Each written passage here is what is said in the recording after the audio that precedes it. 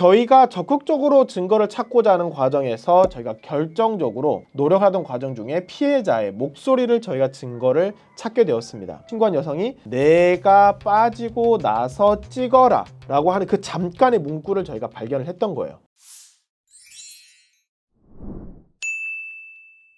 오늘은 성매매 과정에서 억울하게 불법 카메라 촬영 혐의를 받게 된 사건에 대해서 설명을 드리고자 합니다. 해당 사건을 보면 성매매를 작년 여름경에 경기도 오피스텔에서 성매매가 진행이 되고 있었는데, 성매매 관계를 하던 중 여성이 갑자기 나 그만하자, 여기서 멈춰 라고 하면서 이제 다른 어떤 이유를 통해서 당사자 간에 말다툼이 발생하게 되었습니다. 그렇다면 사실 그래 그만하자, 나가면 되자 라고 했는데, 이 과정에서 왜 이렇게 갑작스럽게 여성의 태도가 변하지? 라고 하면서 나 혹시 모르니까 좀 증거 좀 남겨놓을게, 나 여기 옆에 벽 좀 잠깐 촬영해도 될까? 라고 하면서 증거를 확보하는 차원에서 사실 주변을 촬영하게 되었습니다. 그런데 여기에서 여성이 저희 의뢰인을 불법 카메라 촬영 혐의로 바로 경찰에 신고해버린 사건입니다.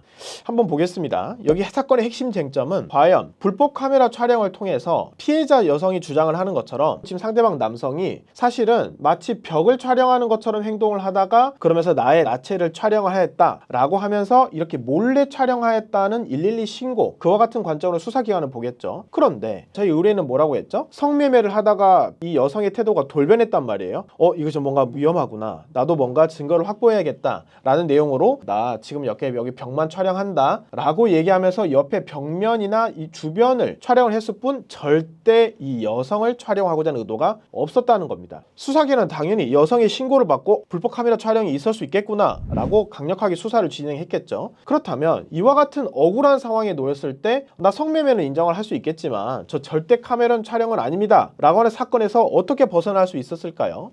자, 의뢰인은 이와 같은 억울한 상황을 왜 처음부터 촬영을 하고자 했는가 부터 시작을 하였습니다. 사실 의뢰인은 트라우마로 인해서 과거 이와 같은 방어 본능이 있었습니다. 과거에 다른 사건 성범죄로 인해서 자신은 사실 억울한데 그와 같은 수사를 받았던 경험이 있어서 정신적으로 트라우마가 있었던 겁니다. 그런데 나 112 신고하겠다 라는 말까지 그 과정에서 나오게 되자 너무나도 갑자기 불안해진 거예요. 이 여성이 나를 강간이나 성폭행이 아닌데 성폭력으로 신고를 할 수 있겠구나 라고 내용을 듣고 여성에게 사전에 동의를 구한 상태에서 영상을 찍고자 했던 겁니다. 이와 같은 점을 사실 수사기관에 적극적으로 어필을 하였습니다. 저희가 적극적으로 증거를 찾고자 하는 과정에서 저희가 결정적으로 노력하던 과정 중에 피해자의 목소리를 저희가 증거를 찾게 되었습니다. 저희가 끝까지 분석을 하던 중에 결국 신고한 여성이 내가 빠지고 나서 찍어라 라고 하는 그 잠깐의 문구를 저희가 발견을 했던 거예요. 그렇습니다. 이 신고한 여성이 내가 빠지고 난 상태에서, 내가 없는 상태에서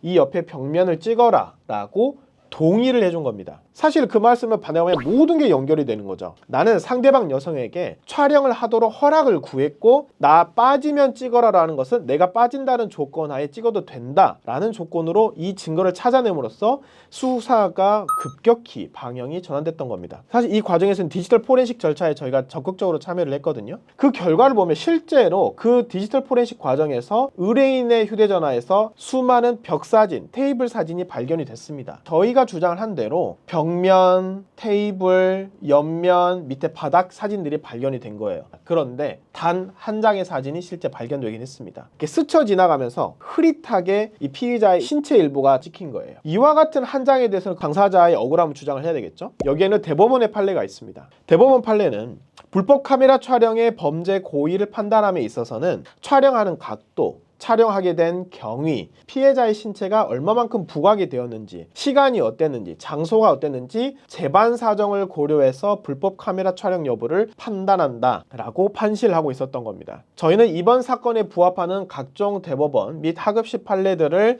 수사기관에 적극적으로 제출을 했고, 종국적으로 당사자에 대해서는 불법 카메라 촬영 혐의가 없다 라고 사건을 종결시킬 수 있었습니다. 결국에 수많은 증거를 저희가 분석하는 과정에서 빠지고 나서 찍어라 라고 하는 결정적으로 찾아낼 수가 있었고, 이와 같은 과정에서는 철저하게 디지털 포렌식을 모든 과정에 참여하면서 그 당시 흐릿하게 찍혔던 피해자의 신체 일부를 제외하고는 단 한 장도 불법 카메라 촬영 사진이 없었습니다.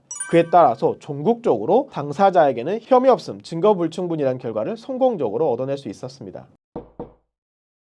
만약 현재 본인이 억울한 사정에 놓여 있다고 한다면 절대 쉽게 포기하지 마시고 끝까지 전문 변호사를 통해서 도움을 받으신다면 충분히 좋은 결과를 얻어낼 수 있을 것입니다. 감사합니다.